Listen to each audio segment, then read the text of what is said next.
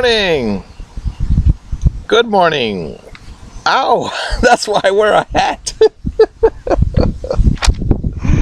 These little, the dog eats them. There might be little fruits. You see, they fall down. Uh, Today I will talk to you about the year 2012. Last year, 1 year ago, maybe even longer. I found this notebook and I'll be discussing my journal here. Thank you, God, for all of today's blessings. Wednesday. We went to see Richard B., the therapist. Every time I went over there, he just listened. One time he talked about going to Chicago with his daughter and that they went to the Sears Tower, a real tall building. But he didn't go up because there was a line and you had to go through security. And I told him, don't even go to Chicago. It's too dangerous. All right, I helped V, she's a lady, get jump started with her day. Why did I go to that particular lady's house? Because she has how many kids? 2 kids, and she needs help because back then she would just get on the computer and ignore her kids all day. They would play on the computer. I think the boy was 2 years old. He would just play on the computer all day. A little iPhone. I babysat her older child. And we got the new fridge. Her older child back then, how old was he? Maybe 8, 7 or 8.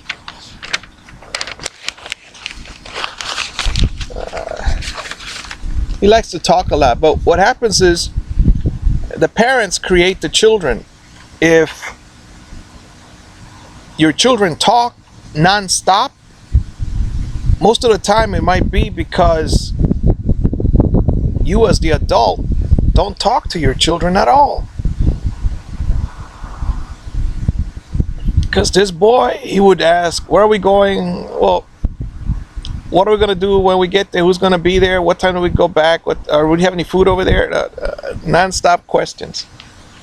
But that's the only way. They become excellent reporters because they don't stop talking. And in my life, I was brought up differently. I was told to be quiet, not make a sound. So I didn't start talking until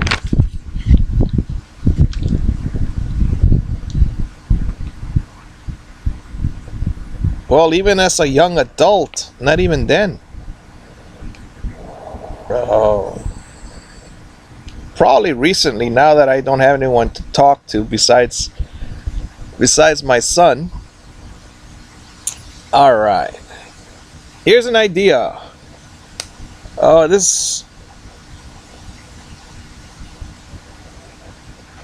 This is how I wanted to put the house together.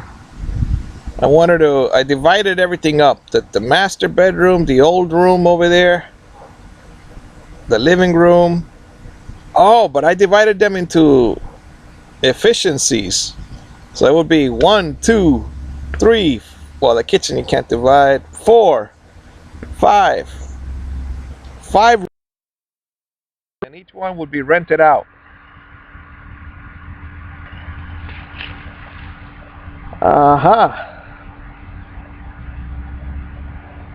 And the whole family would sleep in the garage. My family.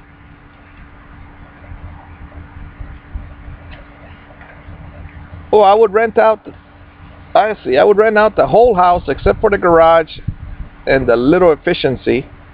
So the efficiency would become the kitchen and bathroom for my family. And the rest of the house, the kitchen, living room, master, and the other room, they would become for the renter, whoever rents it, at $600 a month.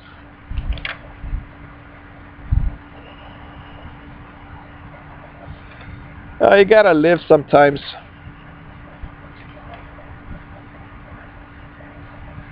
I would live in a tiny house, even with all of the family here. Like, I elbow my mother right here next to me. Everybody go to sleep in a very small space, like just a garage for all of us. I would live like that because I know that when the kids grow up, they want more space and they will become the type of person that goes looking for things.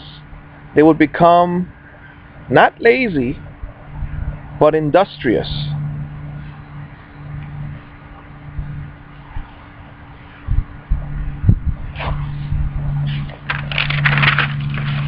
All right.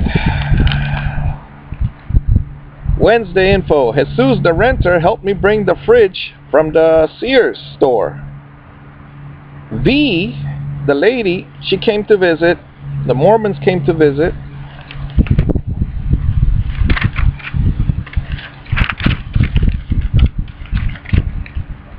I wanted to have a family meeting here, talking about respect, talking politely.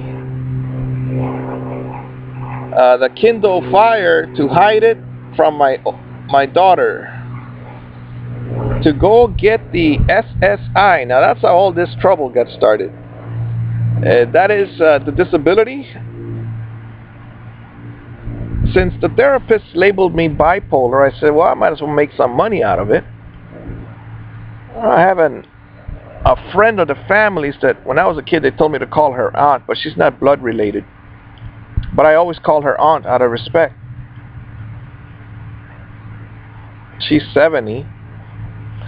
And so I always call her aunt. And she gets, I think she told us $500 a month. And she's supposed to be bipolar. And she's one of these people that doesn't stop talking. And she likes to go spend money in the stores. Or just going shopping and returning clothes. Shopping and the next day to return it. But what happens with her, I believe, is that no one talked to her as a kid. And in fact, she was incarcerated because she was put in a nunnery, one of those places where they put nuns. They call them private schools for rich kids, but what they do in there is incarcerate you.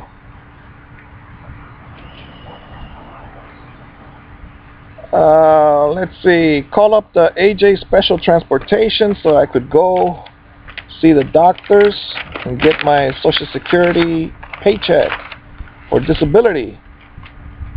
But that didn't work out. Because the doctors say, well, you could work.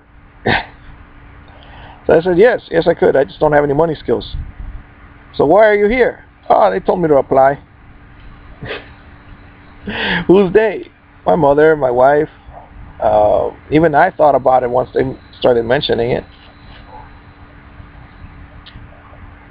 But Daniel, you are an able-bodied man. He says, well, yes, I just don't have any money skills. I need to go to school to fix cars, electrician, or something like that. That's all. Well, that didn't work out. My best advice is never go see a marriage therapist and never get married. Except if you're 18 years old and you want to go to school.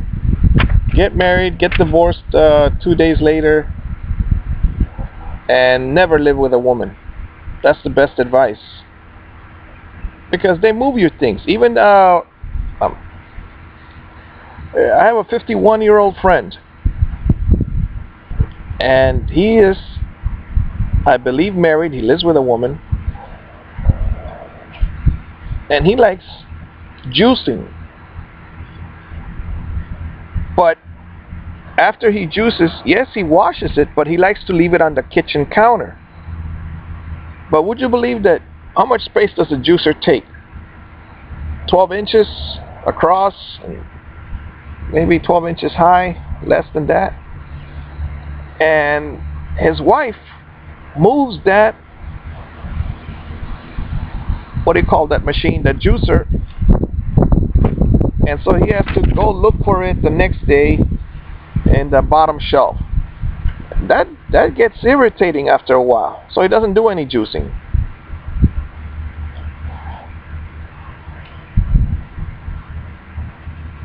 I like juicing. Nobody likes to clean those machines, but now they have nice ones apparently. I overheard their conversation.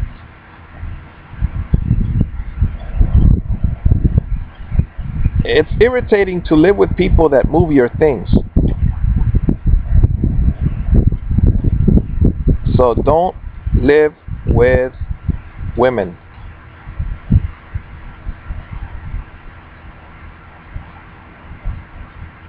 Live in a tiny house, then you don't have to deal with it. Alright. Take care of yourselves. Please go read the Universal Declaration of Human Rights and read about the Gary Davis story, or watch this video of 5 minutes. Thank you.